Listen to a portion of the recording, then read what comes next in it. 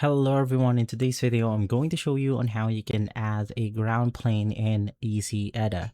So the first thing that you want to do is to simply navigate through your PCB, and from here you then want to click on this option, which is to manage a copper area, or it's going to be inside tools.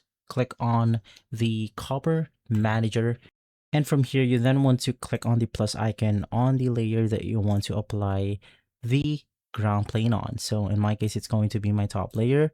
Let's click on apply, click on confirm. And basically from there, we could just draw over which or what part of area we want to apply it on. And then we can now select it as something as fill region or the copper region. In my case, I'm going to do some fill region right here. Click on confirm, and basically from there, you are good to go. Now that's how you normally do it. If this video has been helpful, leave a like, subscribe, and follow us for more videos like this. Thanks for watching.